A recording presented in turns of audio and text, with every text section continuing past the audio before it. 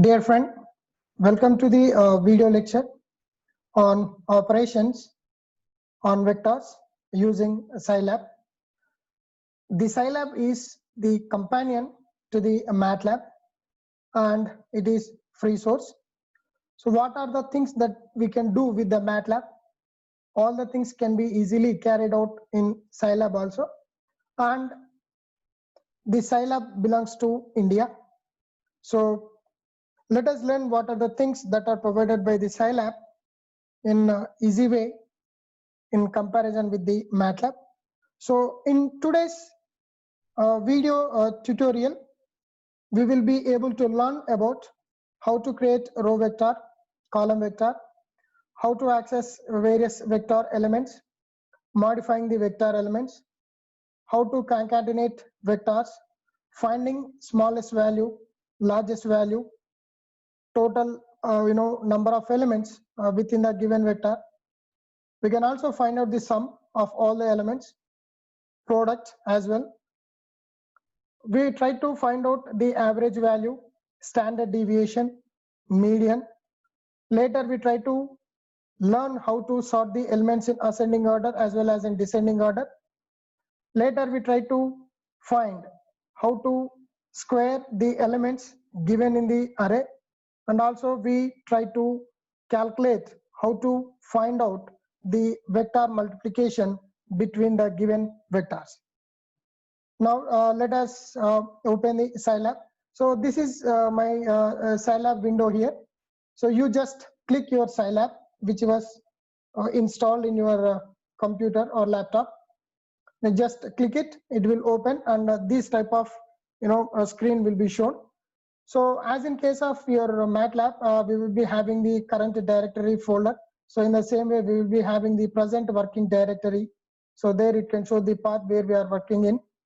And also we will be having variable browser in Scilab, where it is equivalent to the workspace in MATLAB. And also the command history is same. Here also we will be having the command history as in case of MATLAB. And this is the command window related to Scilab, and we call that one as Scilab console. So where we call the same window in MATLAB as command window. Now we try to learn how to do the various operations on vectors, row vector and column vector, as we do in MATLAB. Now let us take a variable a, then I am giving the values some 2, 3, then 4. Now it prints that row vector, or we call that one as row matrix. In the same way, again I will take one more variable b, and I try to give the values as 1, 2, 3. Then again we get the row vector. That means in order to print the row vector or row matrix, the elements should be present within the square brackets, and they will be equally spaced with the single space, or they may be separated with the comma between them. So this is the creation of a row vector. And if you want to create the column vector, then type 1, then semicolon, then 2, then semicolon, then 3. So again you can get the elements of that column vector as 1, 2, 3. Okay, so exactly in the same way how we did in MATLAB, the same thing in the same way we have to do in the Scilab also. Now if you want to access the vector elements, how we can do? Now I will clear the screen CLC for the Scilab console, so it clears everything. Then I will take one variable, and the variable assigned with some row elements as 4, then 5, then 6, then semicolon. Now here also it suppresses the result. We can't see the instant result in the window as like in MATLAB. Okay, so again I will take one more variable, then I will type, then 6, then 7, then 8, then I will get 6, 7, 8. Now you can look at the positions 1, 2, 3. Then I just wanted to access the element which is in first position, so I have to type b of 1. so I will get 6. If I want to access the second element, then type 2, then I will get 7.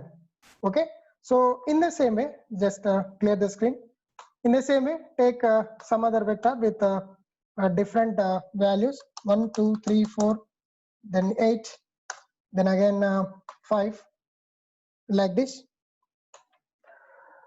Or I will create a column vector.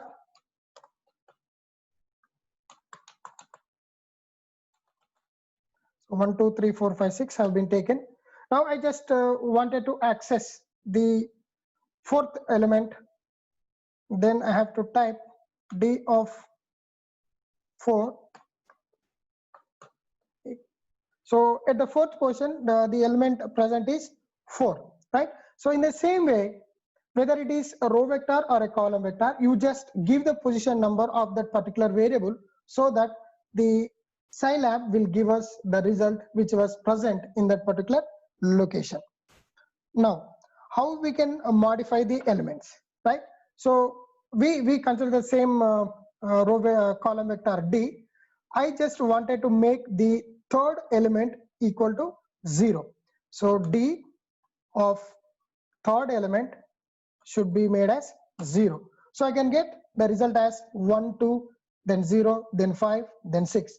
Now I just wanted to delete the element which was there at the second position. Then what should I do is d of 2 should be made equal to null. So in that case, that second position element, which is 2, is deleted, and we get the elements which are present there as 1 0 4 5 6. So like this we can modify the vector elements. That means we can give a new value to the position, or we may delete a certain value from that particular position of that given vector. So let us clear the screen now. CLC. Now we try to concatenate the vectors. Now I will take one more vector A, row vector A, then 1, then 2, then 3, right? Then I will take another row vector, then B. So 1, then 2, then 3. I will suppress the result there. Then I will take the resultant vector C, then I will add A, then B. So these two vectors A and B are concatenated. Now I will take a row vector, then I will take a column vector, then I try to concatenate it, whether we will see whether they are concatenated or not. So again I will take some other vector D, which is a column vector. So 5, then 6, then 7. Now I will take E, where A, then D are trying to be concatenated. So here I will get the error. Why? Because there is a dimension mismatch. So we have to keep in our mind that while we are concatenate, the sizes or dimensions of those vectors which are to be added must be matched. Otherwise, we will get the error. So that way we can concatenate. Whether it is even a column vector, we can add it. So again, let us clear the Scilab console. So I will take A. So 3, then 4, then 5. Suppress it. Then B. Then again 7, 8, then 9. Suppress the result. Then C equal to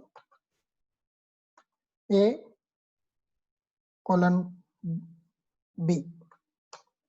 See, those column vectors have been concatenated.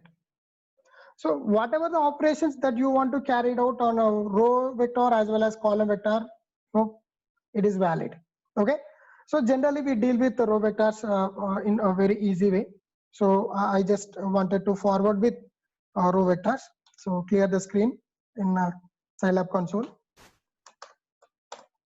Take a vector A with a different values, 1, then 6, then 8, then 3, then 9, then 10. Now I just wanted to find out what could be the minimum value in the given row vector. right? So here also you take min of A. By looking at that vector, the minimum value is 1, so we'll get the answer as 1. Now if we want to get the value of maximum value or largest value in the given array, then again you just type max of A, then we get 10. Now if we want to find out how many number of elements are present within that given array, then you just type length of that particular array A, so we get 6. So there are totally 6 elements present in the given vector. Now we try to find out what could be the sum of all the elements in the array. So sum of that given array A, so we get that as 37. Even you can also find out the product, so you can write prod then A, then you will get the product as 12,960. And even you can find out the mean, so mean of that given vector A, so that is A, which is given as 6.166667. Then we can also find out the standard deviation. So the standard deviation is given by STDEV of that given vector A. So we get 3.5449495. We can also find out the median of that taken vector. So it is median of A. So we can get the answer as 7. Like in the MATLAB, we can also sort out the things in ascending order as well as in descending order. So to see that, let us clear the screen first. Okay, so here we take a row vector with different values, 1, then 10, then 9, then -2, then -6, then again 8, then 5, then 7, like that. Now we just wanted to make this array in ascending order.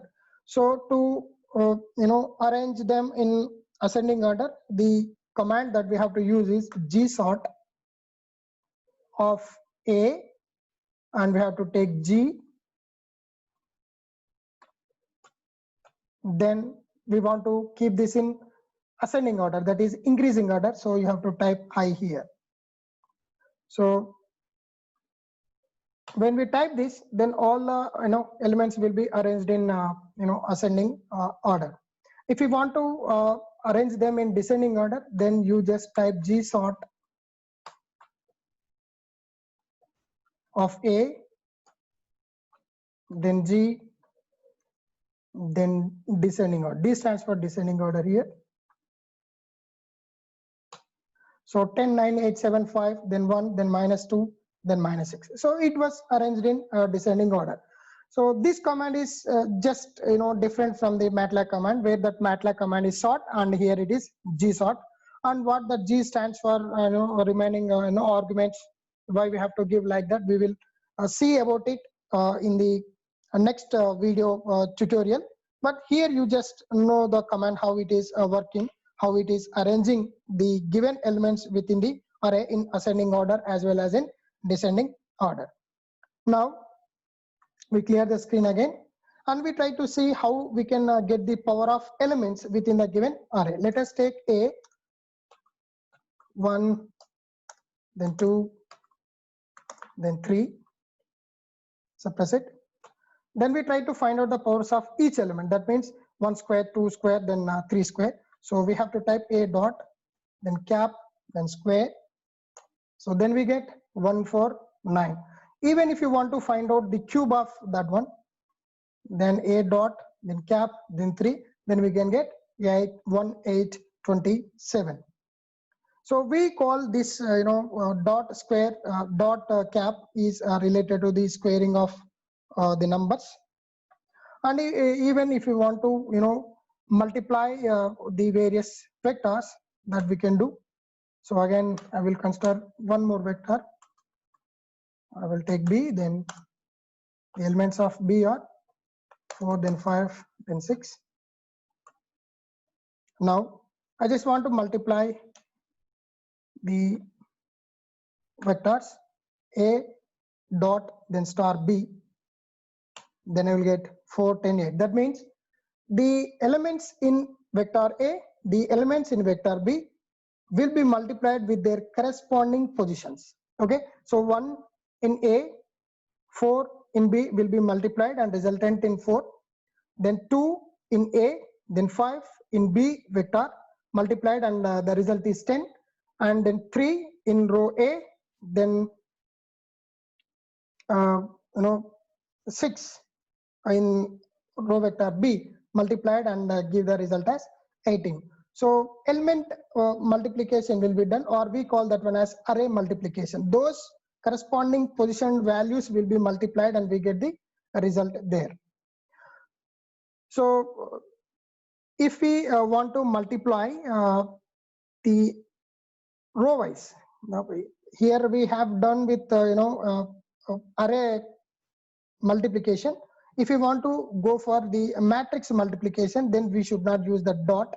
And before doing that, we have to look for the dimensions of those matrices should be in a proper way so that we can forward that. So anyhow, we can cover all the operations which are related to the matrix in the next video lecture. So thank you for your patience for listening this video tutorial on operations on various vectors using Scilab. So if you feel this video tutorial is informative, please do like, share, comment, and subscribe my channel for more technical content. Thank you.